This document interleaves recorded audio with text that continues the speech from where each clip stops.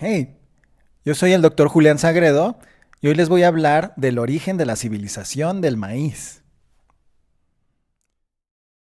Hoy en día, la civilización del maíz casi abarca al mundo entero.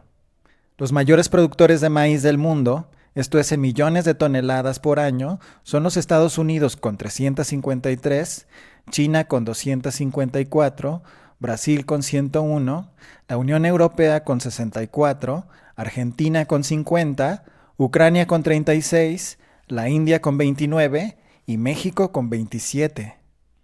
Los demás países del mundo producen menos de 14 millones de toneladas al año, pero son lugares tan variados como Canadá, Sudáfrica, Rusia, Indonesia, Nigeria, Filipinas, Etiopía y Egipto. Todos los países del mundo por lo menos importan maíz. Hoy en día el maíz es el grano más producido en el mundo, por mucho, con 1.100 millones de toneladas al año, seguido por el trigo con 334 millones y el arroz con 495 millones. Un mundo globalizado en el que los mejores granos seleccionados por la humanidad pueden ser compartidos por todos, aportando a una dieta más uniforme y rica en nutrientes.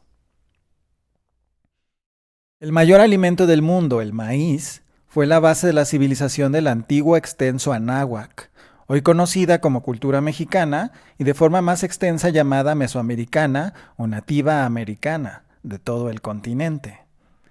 Las viejas leyendas de las culturas que poblaban México hace más de 500 años, todas giran alrededor de la figura del maíz, representando su origen y su importancia como base de la vida de los seres humanos, llamados verdaderos en las leyendas de nuestros ancestros. La madre tierra, la Coatlicue, es una señora enorme con faldas de serpientes, las montañas, llenas de maíces para el alimento de los seres humanos. La serpiente emplumada Quetzalcóatl, el agua y el viento, los ríos y los lagos, preguntó a una hormiga roja en dónde había encontrado el grano de maíz que cargaba, y disfrazado de hormiga negra, la siguió por las cordilleras hasta la montaña en la que se encontraban las plantas, el Tonacaltépetl, o monte del sustento, pero no pudo mover la montaña con su fuerza, por lo que el humilde, el minusválido, el pequeño Nanáhuatl o Nanahuatzin tuvo que convencer al rayo, haciendo ceremonias en las cuevas de todos los puntos cardinales, para que descargando toda su fuerza, partiera la montaña en dos, la abriera y así pudieran estar los granos al alcance de todos los seres humanos.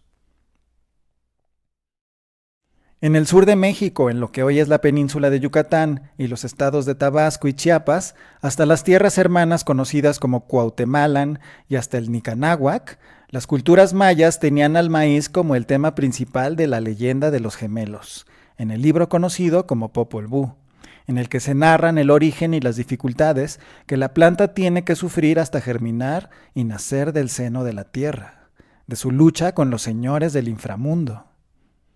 Los gemelos divinos Hunahpu e Xbalanque, precursores y liberadores del maíz para las culturas mayas, tienen el mismo rol que Quetzalcóatl y Xolotl en las culturas del centro de México.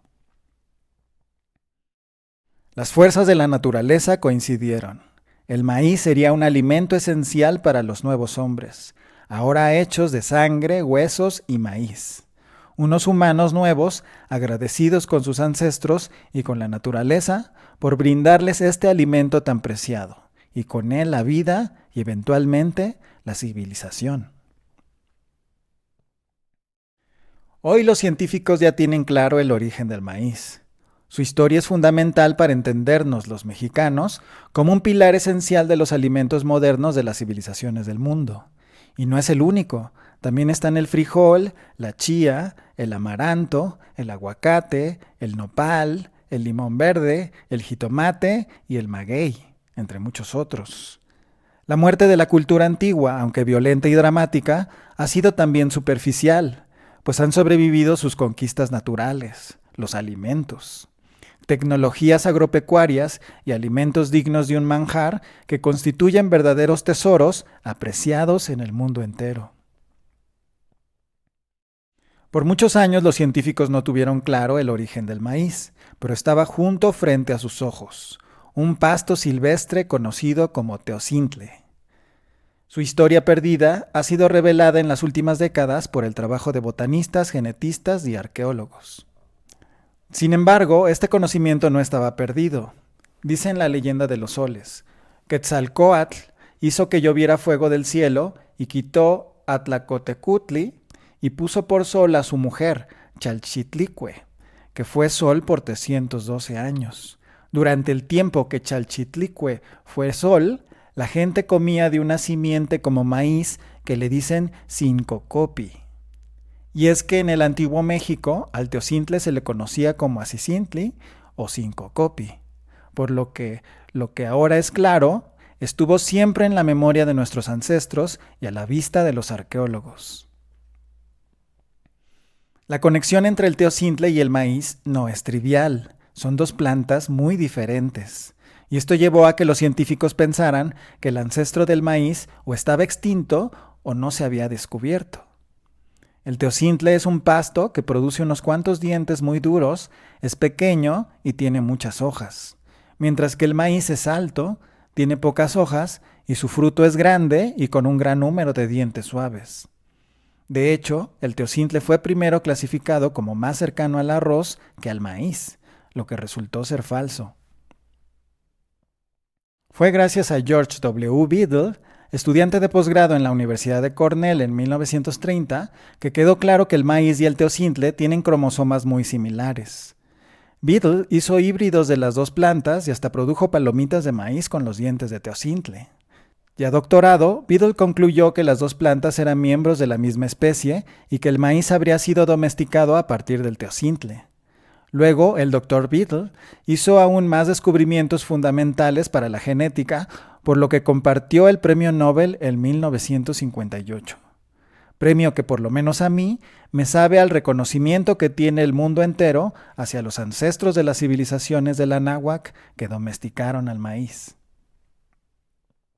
Sin embargo, y a pesar de su gran reputación, la teoría de Biddle permaneció en duda durante otras 3 décadas.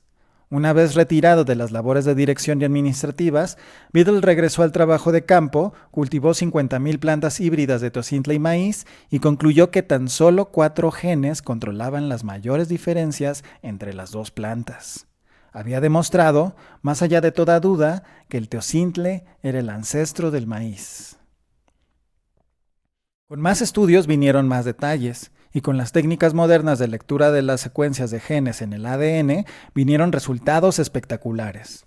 Usando más de 60 tipos distintos de teocintle, un equipo de botanistas liderados por John Dewey de la Universidad de Wisconsin descubrieron que el maíz es más parecido a un tipo específico de teocintle, el del valle central del río Atoyac, hoy conocido como río Balsas, en plena tierra caliente, que recorre los estados de Puebla, Morelos, Guerrero y México hasta los límites con Michoacán.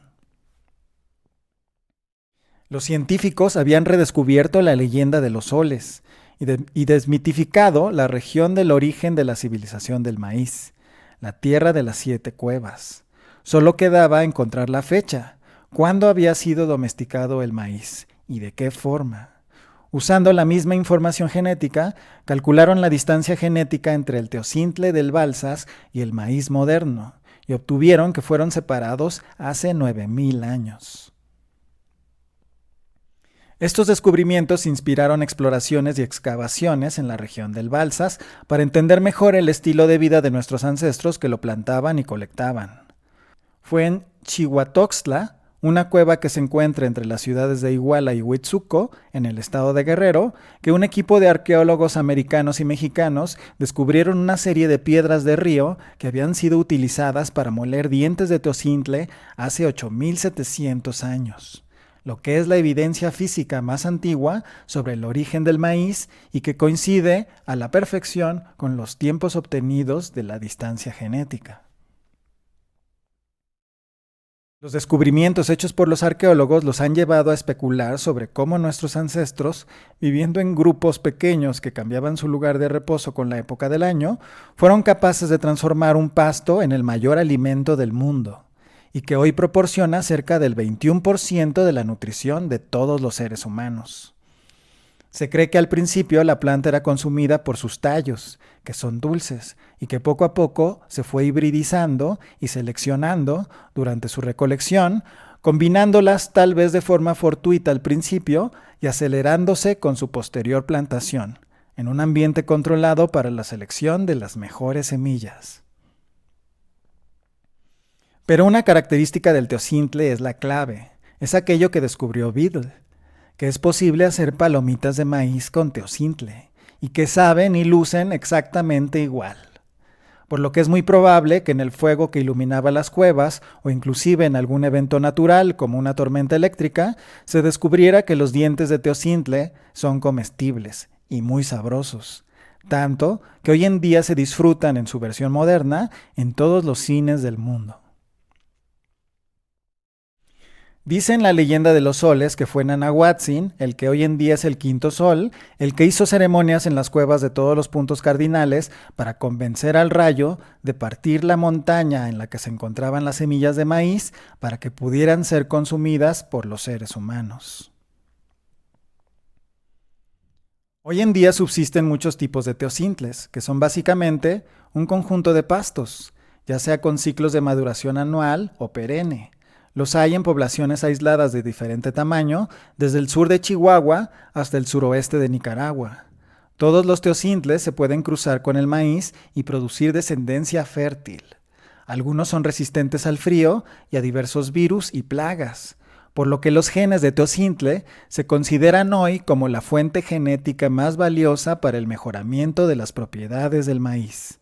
Una mejora natural, utilizando a sus ancestros, y muy lejos de los maíces transgénicos aberrantes que invaden al mundo, dignos de una película de terror.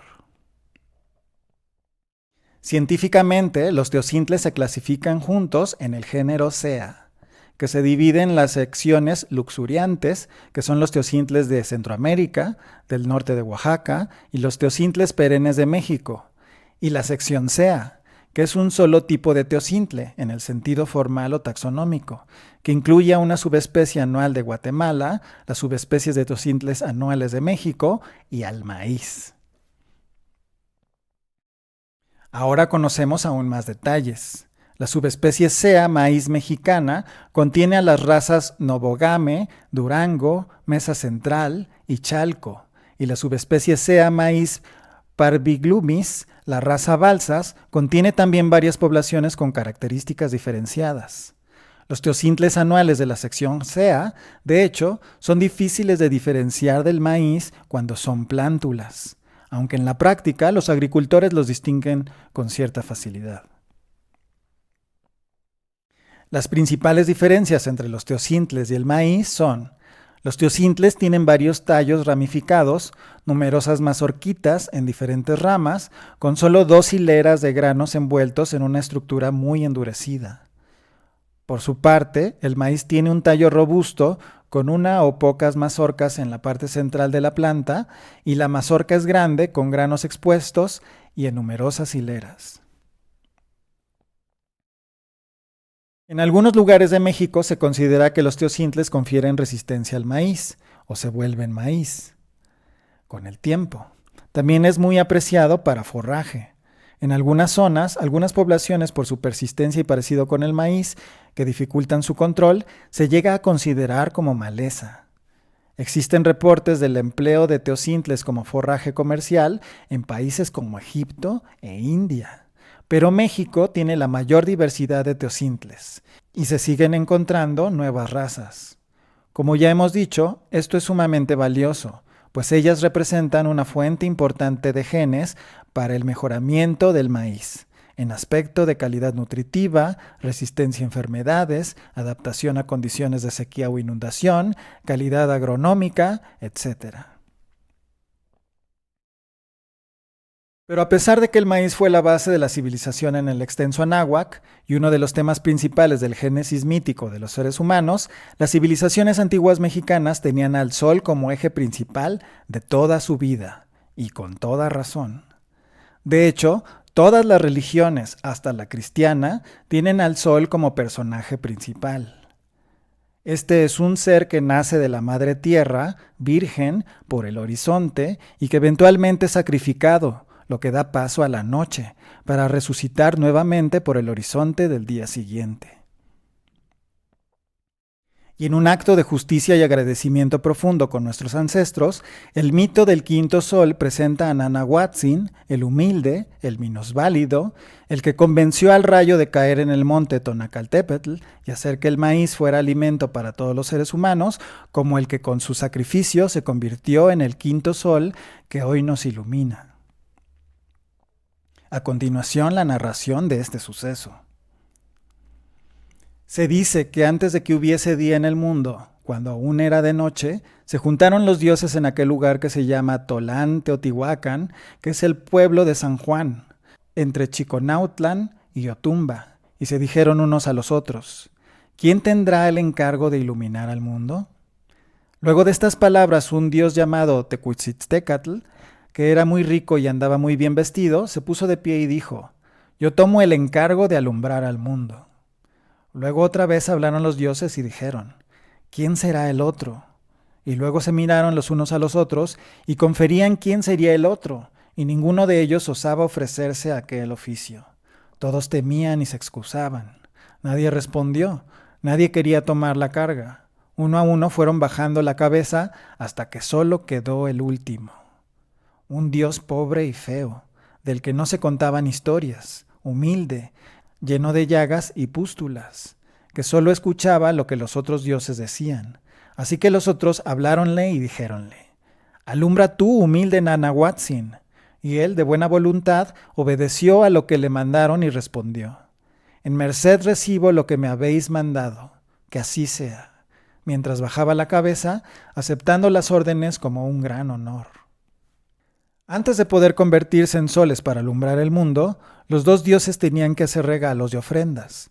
Hicieron penitencia 4 días, sin comer ni dormir, y luego encendieron el fuego en el hogar, el cual era hecho en una peña que ahora llaman Teotexcali. Todo lo que ofrecía el dios Tecuitziztecatl era precioso. En lugar de ramos ofrecía plumas hermosas de color azul y rojo, que se llaman quetzali. En lugar de bolitas de heno ofrecía cuentas de oro. En lugar de espinas de maguey, ofrecía espinas hechas de piedras preciosas. En lugar de espinas ensangrentadas, ofrecía espinas rojas de coral de mar. Y también ofreció copal de muy buena calidad. Mientras que el humilde, el minusválido, lleno de llagas y pústulas, Nanahuatzin, en lugar de ramos, ofrecía cañas verdes atadas de 3 en 3, en conjuntos de 9, y ofrecía bolas de heno y espinas de maguey, y ensangrentábalas con su misma sangre. Y en lugar de copal, ofrecía las postillas de sus llagas. En su honor, a cada uno de ellos se les edificó una pirámide que todavía se puede ver hoy en el Tolán Teotihuacán.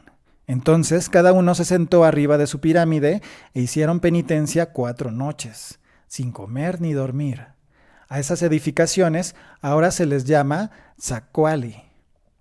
Mientras los otros 2 dioses hacían penitencia, los otros prendieron una inmensa fogata en la cumbre de otro templo, el Teotexcali. Después de que acabaron las 4 noches, arrojaron al aire los ramos y todo lo demás con lo que habían hecho la penitencia. Entonces, llegada la noche siguiente, habían de comenzar a hacer sus oficios. Así que un poco antes de la medianoche, los otros dioses los vistieron para que se arrojaran al fuego. Diéronles sus aderezos al que se llamaba Tecuitziztecatl. Estos eran un plumaje llamado astacomitl y una jaqueta de lienzo, es decir, prendas de fina tela y un tocado de plumas. Y al humilde y minusválido Nanahuatzin le pusieron un tocado de papel en la cabeza, llamado Amatzontli, y acompañado de una estola y un maxtli, conocido como taparrabos, de papel. Y llegada la medianoche, todos los dioses se pusieron alrededor de la inmensa fogata, y Nanahuatzin y Tecuitziztecatl se acercaron cada uno por su lado. Los dioses se dividieron en 2 grupos frente al fuego, y los 2 candidatos se pusieron delante, frente a la inmensa fogata, en medio de los grupos de los dioses. Todos los dioses se encontraban de pie y le dijeron a Tecuitziztecatl: ea pues, Tecuitziztecatl, brinca tú primero, entra en el fuego. Tecuitziztecatl Se acercó al fuego con paso firme, pero como el fuego era inmenso y vigoroso, sintió todo ese calor y tuvo miedo. No se atrevió a echarse en el fuego y dio unos pasos atrás. Otra vez tornó carrera para echarse en el fuego, acumulando fuerza, pero al llegar se volvió a detener. No tuvo el valor para echarse en el fuego. 4 veces intentó, pero nunca tuvo el valor para aventarse. Entonces los dioses lo detuvieron. Se le habían agotado sus 4 oportunidades, según el mandamiento. Has perdido, que venga Nanahuatzin. El humilde se acercó y los dioses le dijeron, Ea pues, Nanahuatzin, prueba tú. Y como le habían hablado los dioses, hizo un gran esfuerzo y cerrando los ojos arremetió y se echó en el fuego sin detenerse ni un instante. El fuego comenzó a sonar y rechinar, como quien se asa, y como vio Tecutziztecatl que Nanahuatzin se había echado en el fuego y ardía, le dio mucha envidia y corrió tras él, arremetió y se arrojó al fuego. También se arrojaron un águila, que también se quemó, y por eso tiene las plumas hoscas o negrestinas, y un tigre, que no se quemó, solo se chamuscó, y por eso quedó manchado de negro y blanco. De este lugar se tomó la costumbre de llamar a los hombres diestros en la guerra Cuautlacelotl, y dicen primero Cuautli, porque el águila primero entró en el fuego, y luego Ocelotl, porque el tigre entró en el fuego después del águila. Después de que ambos se arrojaron al fuego, y después de que se quemaron, los dioses se sentaron a esperar la salida del nuevo sol Nanahuatzin. Después de esperar un largo rato, comenzó a ponerse rojo el cielo y en todas partes apareció la luz del alba. Y dicen que después de esto, los dioses se pusieron de rodillas para esperar a dónde saldría Nanahuatzin, hecho sol. A todas partes miraron, volviéndose alrededor, mas nunca acertaron. Algunos pensaron que saldría de la parte del norte y se pusieron a mirar hacia él, otros hacia el cenit, y así sospecharon de todos los puntos del cielo, porque en todas partes había resplandor del alba. Solo el dios Ejecatl-Quetzalcóatl, el viento, supo que el sol debía aparecer por el este y se arrodilló en esa dirección. Cuando salió el sol, que era Nanahuatzin, se veía muy rojizo. Parecía que se contoneaba de una parte a otra. Brillaba tanto que nadie lo podía mirar directamente. Pero poco después apareció la luna, que era Tecutziztecatl, que brillaba tanto como él y tenía el mismo resplandor rojo. Cuando los dioses vieron a los astros juntos, dijeron, «Oh dioses, ¿cómo es esto? ¿Será bien que vayan ambos a la par? ¿Será bien que igualmente alumbren?» Entonces uno de ellos corrió hacia el segundo sol y le arrojó un conejo. El conejo cayó en la cara del segundo sol y apagó su brillo, convirtiéndolo en la luna. Por eso la luna ahora es menos brillante que el sol y tiene un conejo marcado con todo y sus orejas en el centro de su rostro. Los dioses quedaron tranquilos, pues el único sol debía ser Nanahuatzin, el que se había arrojado primero al fuego. Esta leyenda contiene varias enseñanzas: el contraste entre la vanidad y la humildad, el valor del trabajo, la lealtad y el honor, contra la falsedad, el lujo y la superficialidad. El que nada debe, nada teme. El ancestro domesticador del maíz, convertido en sol, seguido por el impostor vanidoso, y finalmente el juicio de la sociedad, arrojando el conejo para disminuir el brillo del impostor y honrar al verdadero héroe, al humilde labrador, que con su trabajo de cruce y selección logró convertir al pasto silvestre teocintle en maíz, que hoy es el alimento más producido en todo el mundo, pilar de la nutrición de todos los seres humanos. Les agradezco mucho haber estado aquí conmigo y nos vemos la próxima vez.